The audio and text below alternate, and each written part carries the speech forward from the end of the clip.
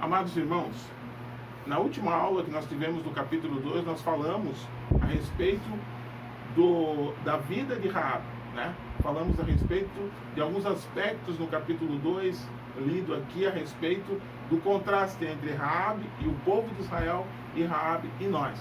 Agora nós vamos entrar nas lições para hoje, porque o pastor aqui, Augusto Nicodemos, ele trabalha muito no sentido assim, estuda o texto, mas também aplica a nossa vida. Isso a gente chama de hermenêutica, que é você trazer e entender o que esse texto tem a ver com a minha vida agora, hoje. Algumas coisas nós já falamos na aula anterior, mas nós temos mais, ele enriquece bastante questões práticas para a nossa vida, para que a gente possa entender para mim a vida de hoje. Ou seja, vamos pensar que esse livro não foi escrito por causa do coronavírus, tá? Esse livro, esse estudo aqui, ele fez em 2017 para 2018.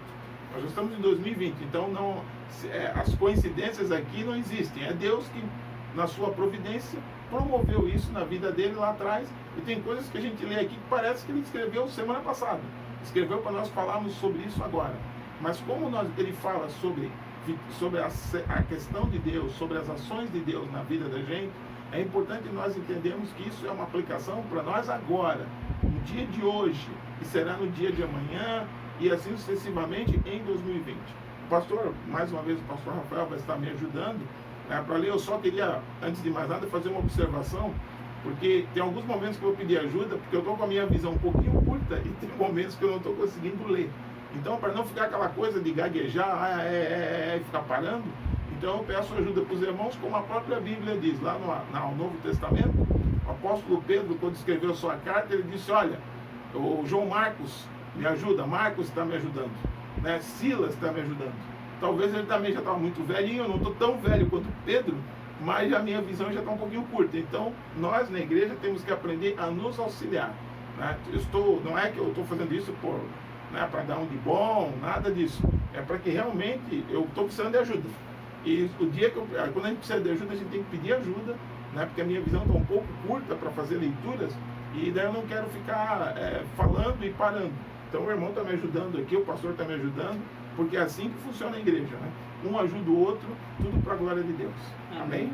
Então nós vamos fazer a leitura agora, lições para hoje. Como nós temos o mesmo livro, fica fácil da gente estar lendo aqui. Em outros momentos, o próprio pastor, ele mesmo vai fazer outros capítulos de estudo. Em algum momento, for possível, eu vou fazer, para que a gente possa ir edificando os irmãos nesse momento de estudo bíblico. Pastor, pode ficar à vontade. Queridos, nós então veremos 4 lições para a nossa vida hoje. A primeira é a graça de Deus na salvação de pecadores. Como Deus é misericordioso e gracioso. Ele alcança as pessoas mais improváveis. Pensemos nisso. Raabe era uma cananeia e, portanto, fazia parte de um povo que durante 500 anos habitava aquela terra e provocava a ira de Deus com idolatria, imoralidade e corrupção. Era uma nação que se encontrava privada da verdade e adorava outros deuses. Era uma nação cuja destruição eminente por meio de Israel era ordem divina. Ainda por cima, Raabe era uma prostituta, o que se opunha frontalmente aos padrões morais proclamados por Deus ao seu povo. Israel tinha a ordem de destruir os moradores de Jericó justamente por causa da imoralidade. Essas pessoas haviam contaminado e infectado a terra com suas práticas imorais, e era a ordem de Deus que Israel destruísse todas elas. Raabe pode ser considerada então o ícone da depravação dos 7 povos que moravam naquela terra.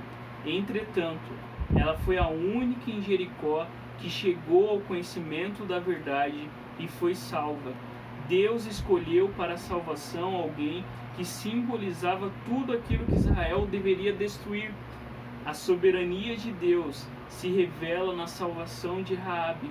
Como muitos, ela ouviu histórias, mas diferente dos demais, ela creu no que ouviu. Por que essa prostituta e nenhum dos outros em Jericó? Eu não sei.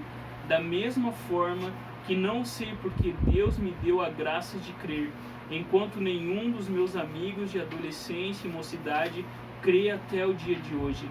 Por que eu e não os meus amigos? Por que não Fernando, Del ou Marcos? Por que não os nossos amigos? Mas sim, eu e você? Sinceramente, nós não sabemos. O que nós sabemos, irmãos e irmãs, no entanto, é que a história de Raabe ilustra a soberania de Deus em sua graça de salvar pecadores. Aqueles que imaginamos não terem a menor chance são salvos. Raabe foi aquela pessoa mais improvável que ouviu e creu. Muito bem, amados. Veja só. Ele repete várias vezes a questão do improvável. Infelizmente, às vezes a gente observa que na igreja as pessoas, mesmo que tenham nascido na igreja, muitas pessoas acham que elas têm algum tipo de diferença com relação aos de fora. A nossa diferença está no fato de nós termos sido alcançados por Deus.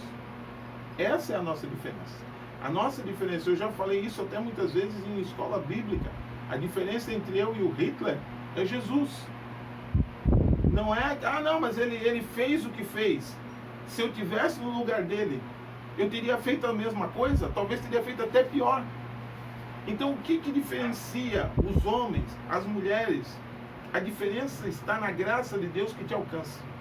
Então nós temos que ver que Raabe, ela tinha tudo. Hoje, talvez, se uma pessoa chegar na igreja e disser que é praticante de prostituição, ou um travesti, um transexual, muita gente olha torto, tem medo, tem constrangimento.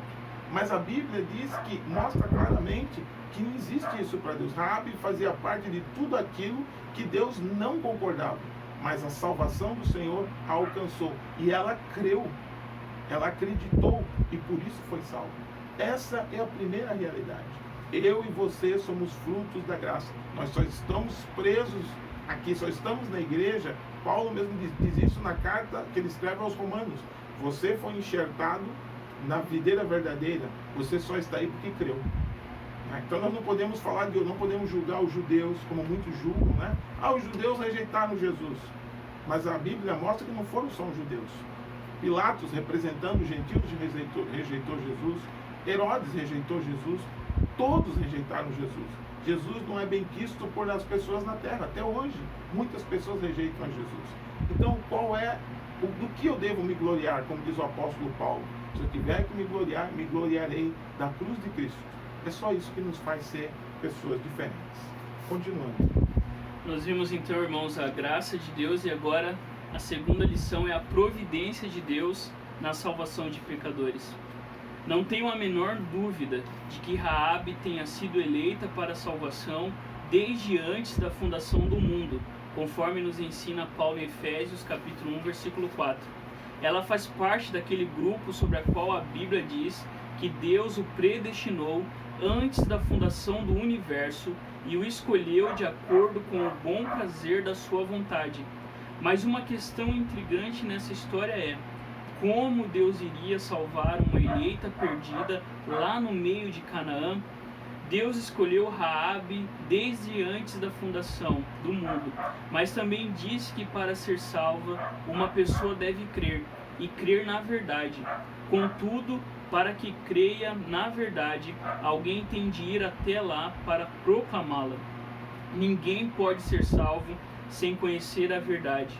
A resposta à questão anterior tem a ver com a profissão que Raabe escolheu e os viajantes que chegaram à cidade por causa dessa escolha e a evangelizaram, contando as histórias que tinham ouvido.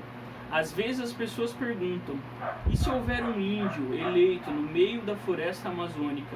Pense no caso de Raabe. Deus vai fazer a verdade chegar até lá, de uma forma ou de outra. Não há limites para a providência de Deus. Ele tem a história e circunstâncias nas mãos e faz delas o que quer. Esse é o Deus que guia todas as circunstâncias segundo a sua providência.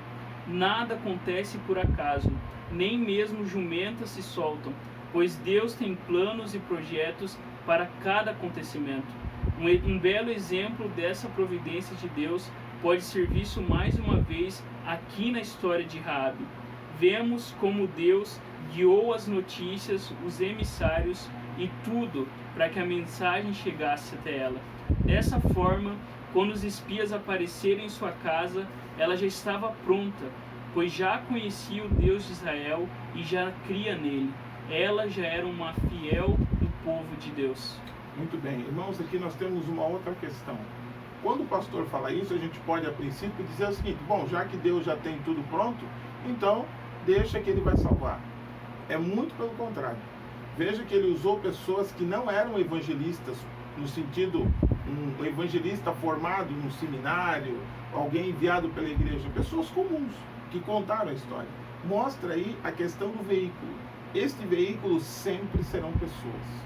Nós precisamos entender que a providência divina fez com que Deus usasse o seu povo, a sua igreja. Ele poderia nos converter e no dia seguinte já nos levar para a glória. Pronto, nós já estamos salvos. A salvação já nos foi dada através de Jesus. Mas por que então que a igreja, as pessoas se convertem e ficam aqui durante 10, 15, 20, 30, alguns 60, 70 anos? Para que a gente seja um veículo de Deus para a proclamação do Evangelho. A providência divina está sendo feita através da vida da igreja. Por isso, ele fala do índio lá, ele talvez use uma expressão assim, não fala de forma direta, mas fica bem claro que quando que o índio vai crer? Deus vai providenciar. Por que ele está dizendo isso? Porque é fato. Se nós quisermos dizer que não vamos, não, a igreja presbiteriana não faz, a assembleia não quer fazer, a quadrangular não quer fazer, tudo bem, Deus levantará outro para fazer.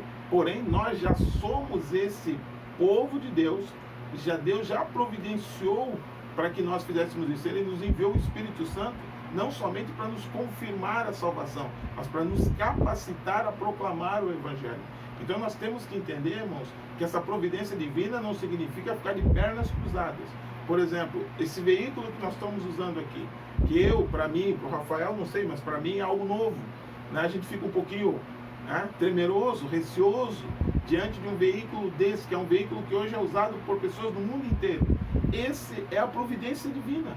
Deus providenciou. Às vezes tem muita gente que fala mal da rede social, né? Eu sei que existem coisas boas e coisas ruins, mas é interessante que no passado muitos talvez viam isso como algo satânico, maligno, mas nós vemos hoje, irmãos, como nós estamos usando um meio que é a rede social, gravar uma imagem com tanta facilidade para que o Evangelho chegue. Isso é providência divina.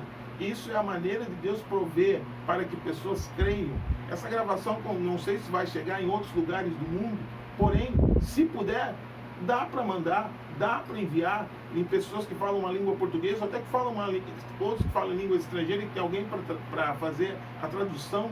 Então, tudo isso mostra, irmãos, que seja de uma maneira direta ou indireta, a igreja precisa fazer a obra de Deus. Porque a providência de Deus já providenciou, Ele já está suprindo. E nós temos que simplesmente fazer a obra. Continuando. Nós vimos então, irmãos, a graça, a providência, e a terceira lição é o poder de Deus na transformação de pessoas. Raabe recebeu de Deus a capacidade de crer. Ela era uma idólatra e provavelmente adorava deuses cananeus, como Baal, Aserá, Astarote, Moloque e Renfã. Agora, no entanto, foi capacitada a acreditar e não só isso, pois ela também temeu o juízo de Deus que haveria de vir sobre aquela terra. Raabe desejou fazer parte do povo de Deus e estar com ele. Não hesitou em arriscar a vida por esse povo e em renunciar à sua antiga maneira de viver em Canaã, os seus deuses, a sua religião e a sua profissão. Só Deus pode trazer uma transformação dessa ao coração de uma pessoa. Isto é conversão, quando uma pessoa se dispõe a largar uma vida pecaminosa para fazer parte do povo de Deus. Raabe é mencionada 2 vezes no Novo Testamento. A primeira vez na passagem de Hebreu já citada. A segunda menção encontra-se em Tiago, capítulo 2, versículo 25. De igual modo, a prostituta Raabe não foi também justificada pelas obras, quando acolheu os espias e os fez sair por outro caminho?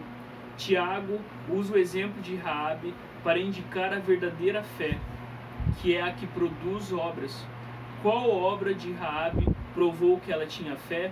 ela arriscou a vida para proteger os 2 enviados de Israel, e com isso renunciou à sua nação e se tornou traidora do seu povo, pois ela já havia escolhido a qual povo queria pertencer, o povo de Deus.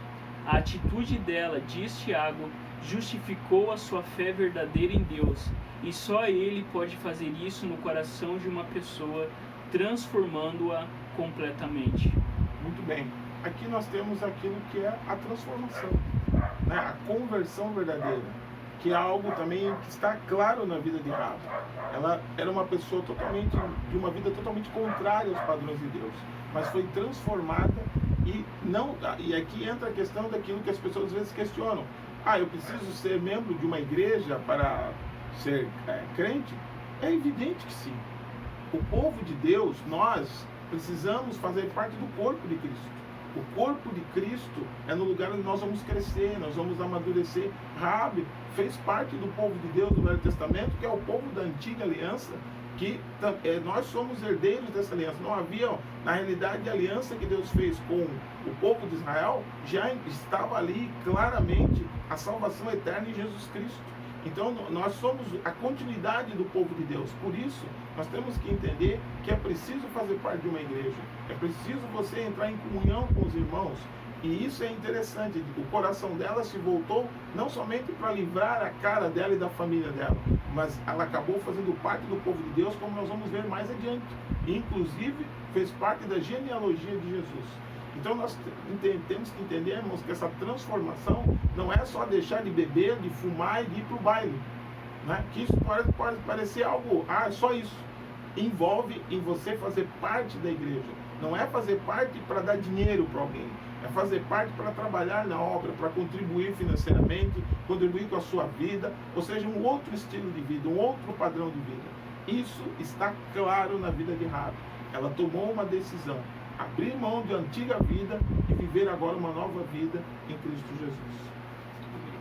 Então, irmãos, nós vimos até agora a graça soberana de Deus, a surpreendente providência de Deus. Nós vemos agora o poder de Deus que pode transformar todas as pessoas. E agora a quarta lição é a misericórdia de Deus para com os seus filhos. Raabe encontrou de fato favor da parte dos espias, como já adiantamos anteriormente. Quando chegarmos a Josué 6, veremos que ela foi salva justamente com toda a sua família da condenação da cidade. Os demais habitantes de Jericó foram mortos ao fio de espada, mas Raabe e os seus foram poupados, pois Deus teve misericórdia deles. Mais do que isso, segundo Josué 6:25, ela foi recebida e aceita pelos israelitas como parte do povo de Deus. O texto nos diz: assim Josué poupou a vida da prostituta Raabe, da família de seu pai e de todos os seus, e ela habitou no meio de Israel até o dia de hoje, porque esconderam os mensageiros que Josué havia enviado para espionar Jericó.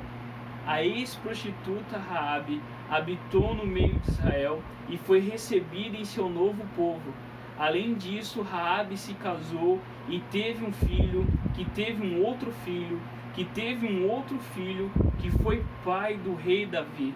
O rei Davi, por sua vez, teve um filho, que teve um outro filho, que teve outro filho, de quem nasceu Jesus Cristo.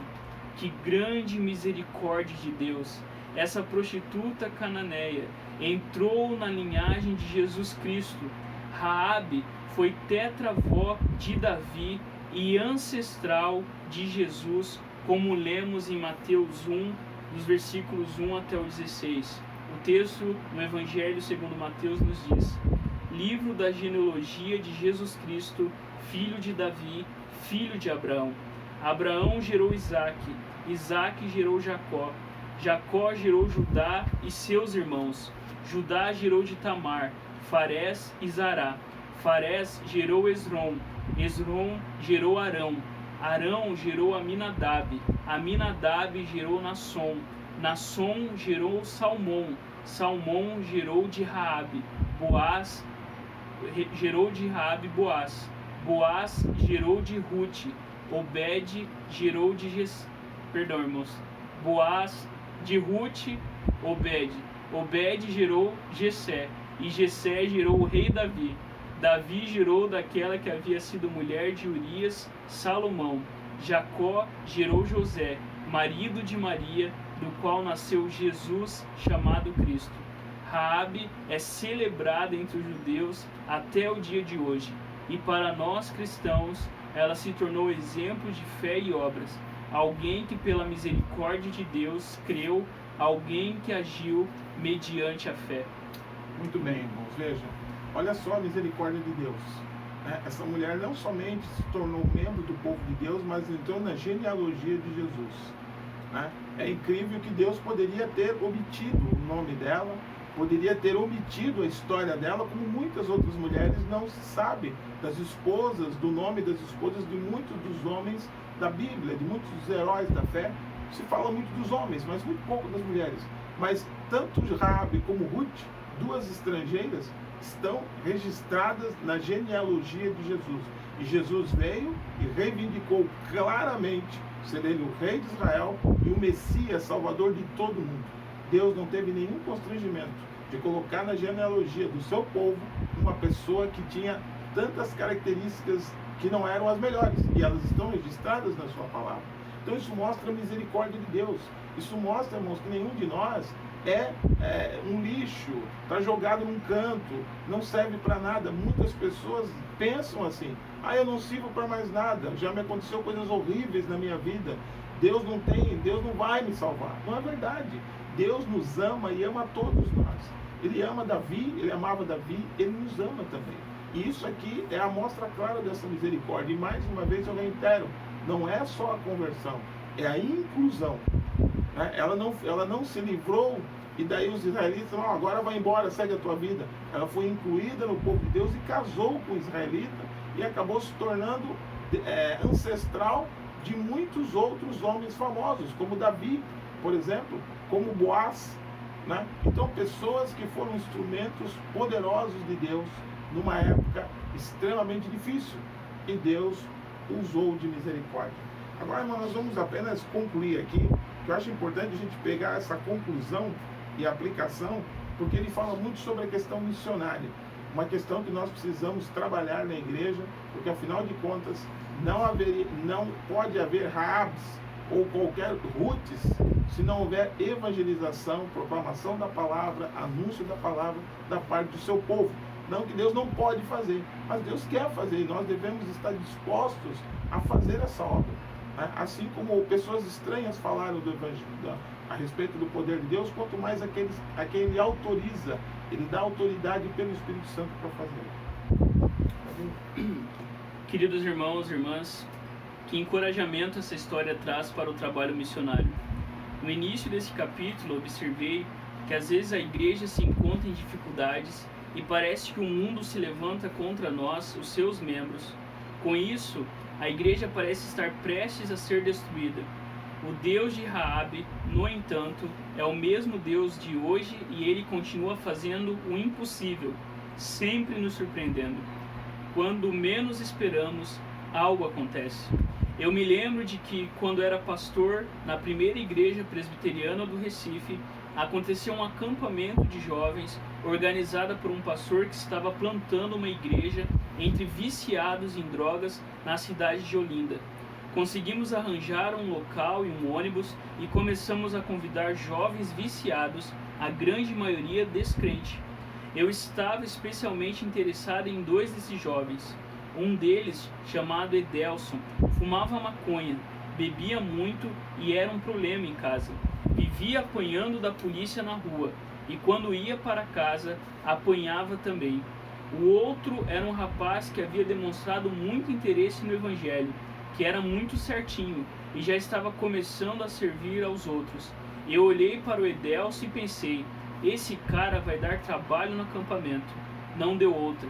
O rapaz aprontou e bagunçou o tempo todo. E eu dizia no meu coração: esse aí não tem jeito. No último dia, no culto da fogueira, adivinhe quem tomou a decisão por Cristo? Ambos os jovens.